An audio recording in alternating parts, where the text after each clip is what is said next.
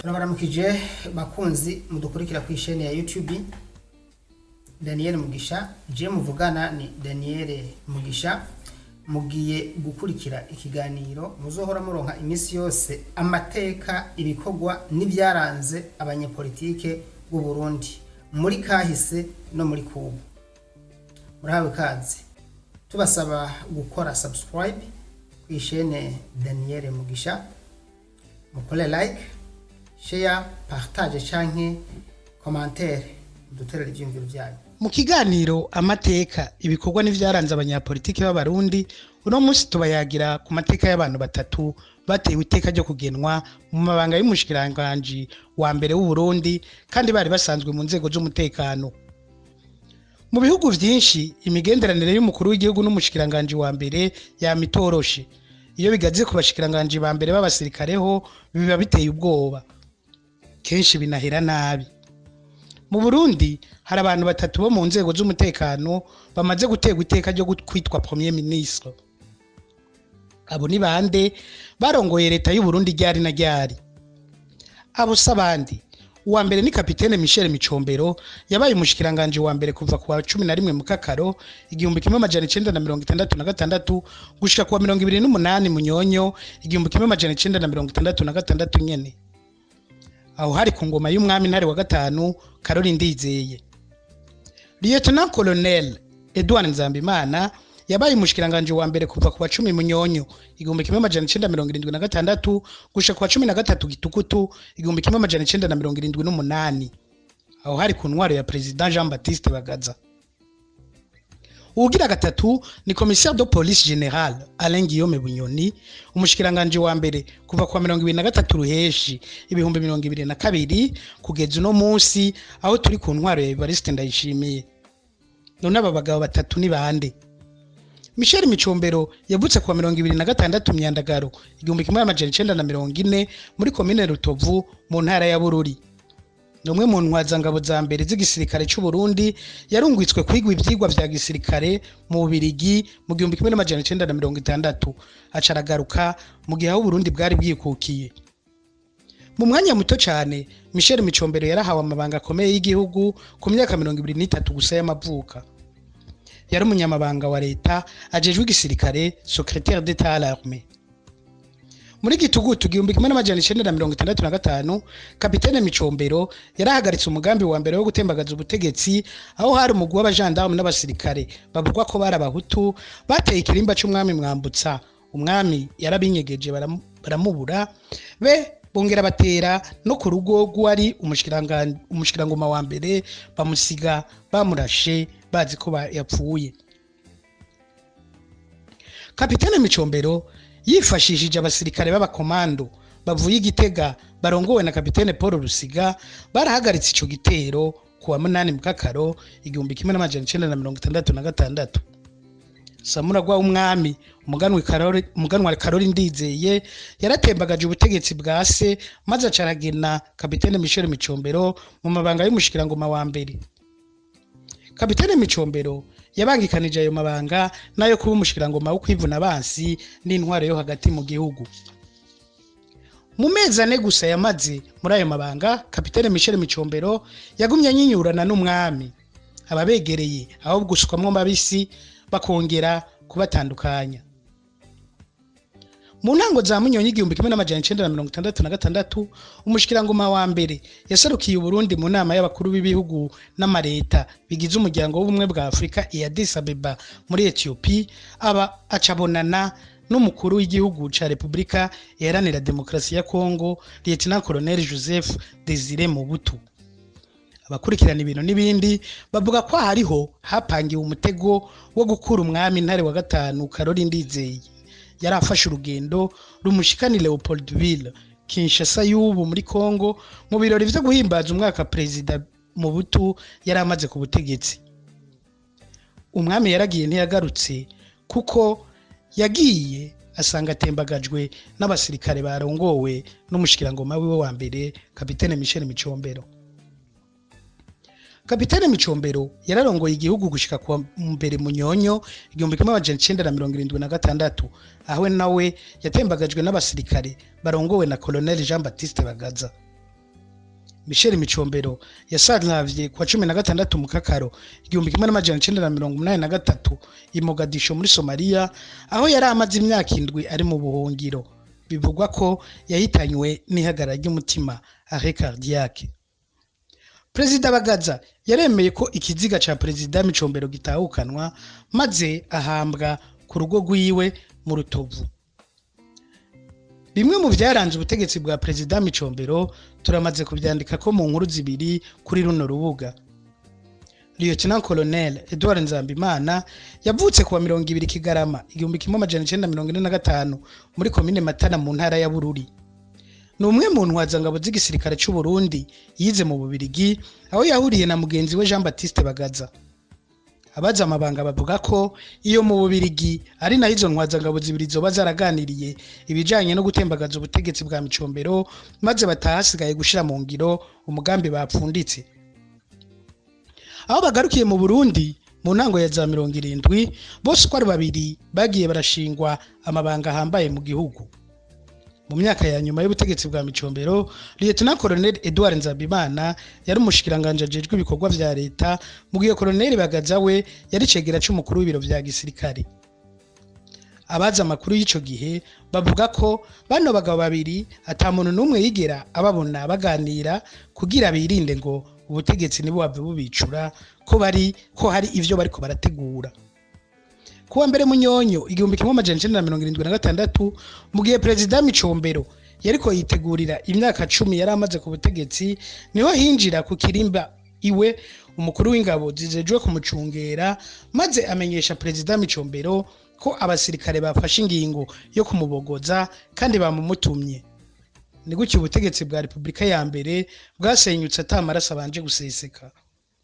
Kuwa 9 Munyonyo 1976, urwego rukuru rw'abasirikare bari bafashe ubutegetsi, Conseil Suprême de la Révolution, rwahisemwo Colonel Jean-Baptiste Bagaza ngo umukuru w'igihugu, nawe acagena Lieutenant Colonel Nzambimana kuba umushikiranganje wa mbere inyuma y'imyaka 3 ico kibanza kitabaho. Muri Gituguti 1978, Prezida Bagaza yarafuse ikibanza c'umushikiranganje wa mbere, maze agena Edouard Nzambimana mu mabanga y'umushikiranganje w'imigenderanire y'u Burundi n'ayandi makungu. Mu 1979, Edouard Nzambimana yasubiye kuba umushikiranganje ajejwe ibikorwa vya leta. Kuba mu 1982, Edouard Nzambimana yarakuwe muri leta. Ntidufise amakuru yandi mabanga yagiye arazezwa mu nyuma, ariko ico tuzi cyo nuko yahavuye atangura kwikorera ivyiwe, yaranabaye n'umushinga amateka. Colonel Nzambimana yitavye Imana kuwa 8 Nyakanga 2015, yashinguwe ku rugo rwe muri komine Matana mu ntara ya Bururi. Abamuzi bamuvuga nk'umugabo w'ijunja, incabwenge kandi w'umukozi cyane. Ku munsi wo kumushingura, Prezida Bagaza yavuze ko Uburundi bukesha ibintu byinshi Colonel Nzambimana. Amabarabara yubatswe, amashamba yatewe ku mitumba itandukanye, amazi ya Rusengo yubatswe ahatari hake mu gihugu n'ibindi. Commissaire de police général Alain Guillaume Bunyoni yavutse kuwa 23 Ndamukiza 1972 mu Kanyosha mu bumanuko bw'igisagara ca Bujumbura. Aranafise amamuko muri komine Musongati mu ntara ya Rutana, aho se yabaye cyane. Ni nayo mpamvu bamwe bamvuga ko ari umunyabujumbura, abandi bakamwita umunyarutana. Mu gihe yarakiri mu mashuri muri kaminuza y'u Burundi, Alain Guillaume Bunyoni yahisemwo kuja gufata umuheto inyuma y'igandagurwa rya Prezida Melchior Ndadaye. Bunyoni azwi nk'umwe mu basirikare bakomeye ba CNDD-FDD, ari nayo ivyo byamuhaye kuduga amapete n'ingoga muri uyo muhari. Igihe kitari gito yakimaze agwanira muri Republika Iharanira Demokarasi ya Kongo, aho CNDD-FDD yiciyemo kabiri hagati y'abayoboka Jean Bosco Ndayikengurukiye n'abayoboka Nkurunziza na Rajabu, Alain Guillaume Bunyoni yagiye ku ruhande rwa Nkurunziza na Rajabu, ari nagwo rwagumye ruhambaye. Aho CNDD-FDD ihagarikiye intambara ikinjira mu nzego, Alain Guillaume Bunyoni yinjiye mu gipolisi hagati y'ibihumbi 2005 n'ibihumbi 2007. Alain Guillaume Bunyoni yari umuyobozi mukuru w'igipolisi, mu nyuma aba umushikiranganje w'umutekano gushika mu bihumbi 2011. Hagati y'ibihumbi 2011 n'ibihumbi 2014, Alain Guillaume Bunyoni yari umuyobozi mwishikira mu biro vy'umukuru w'igihugu ajejwe ibibazo vya gisivile. Prezida Nkurunziza yamukuriye muri ayo mabanga muri Munyonyi ibihumbi 2014, aremerewe n'abagenerali bahora bagwana muri FDD bagiriza Bunyoni na Adolphe Nshimirimana ko aribo bacafuje ubutegetsi bwa CNDD-FDD kubera ubunyonyezi n'uguhotora agateka kazina muntu. Kuva muri Munyonyi ibihumbi 2015 gushika muri Ruheshi ibihumbi 2020, Bunyoni yarasubiriye aragenwa mu mabanga y'umushikiranganje w'umutekano, ayavamwo abo umushikiranganje wa mbere kwa 2023 Ruheshi ibihumbi 2020. General Bunyoni azwi nk'umwe mu bafise ijambo rya nyuma mu butegetsi, umwe mu bakunzi ingingo z'umukazo les durs. Hagati y'ibihumbi 2016 n'ibihumbi 2021, Alain Guillaume Bunyoni yarafatiwe ibihano na Leta Zunze Ubumwe za Amerika zamwagiriza ibyaha bikomeye byo guhungabanya agateka ka muntu.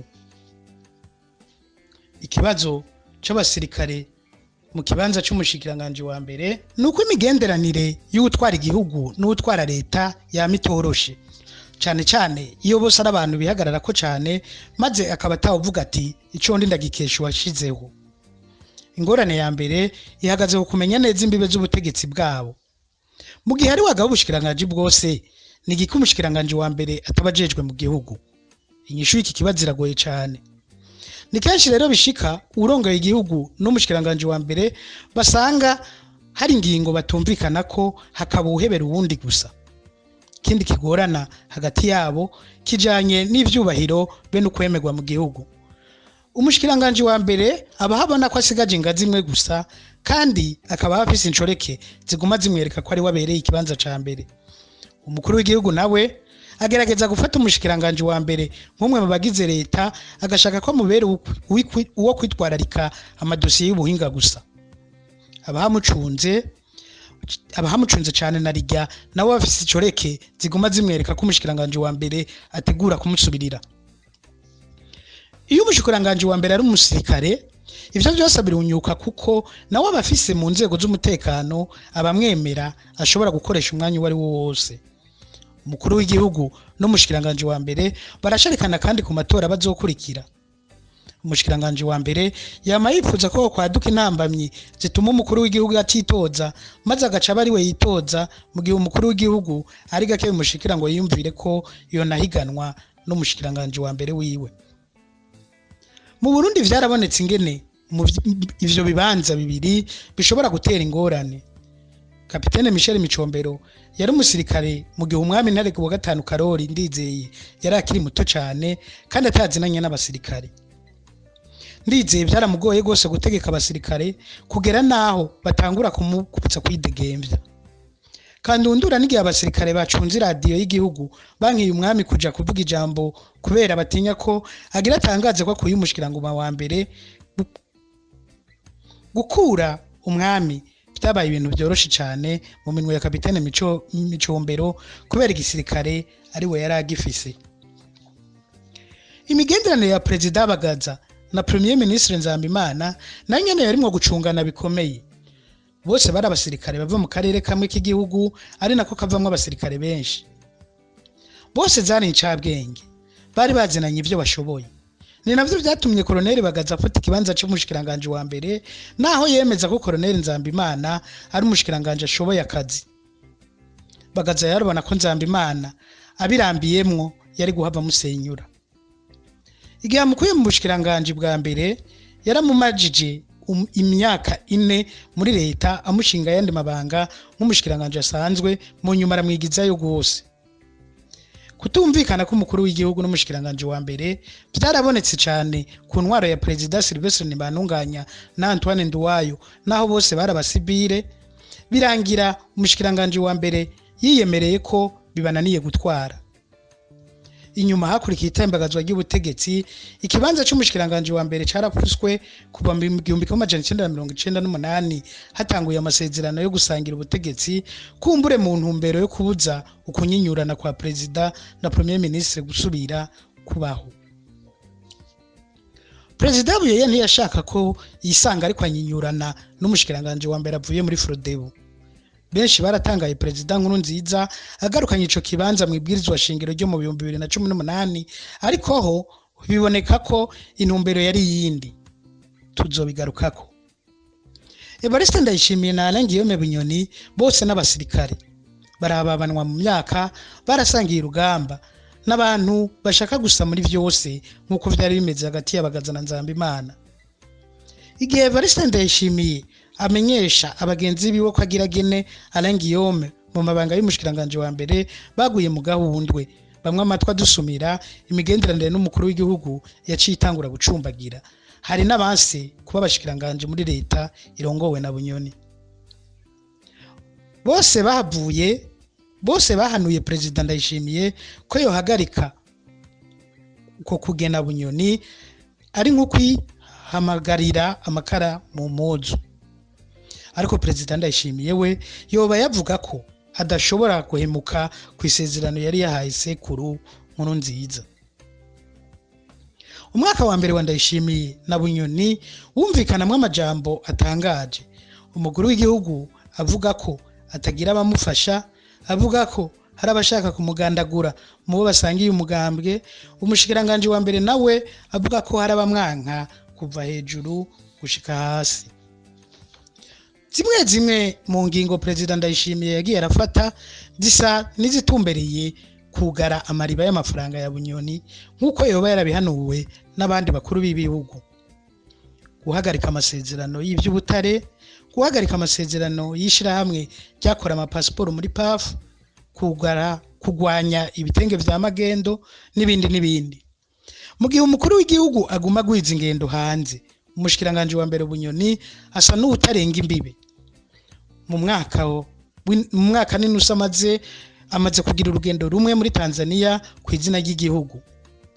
Mu mpera z'umwaka uheze, umukuru w'igihugu n'umushikiranganje wa mbere baratanguye kuboneka bari kumwe batwenga, ubundi ni gake cyane baboneka ku mafoto bari kumwe. Mbere Prezida Ndayishimiye aranamenyesha ko umushikiranganje wa mbere ari bamusigaranira urugo iyo we ariko aratembera igihugu n'amakungu.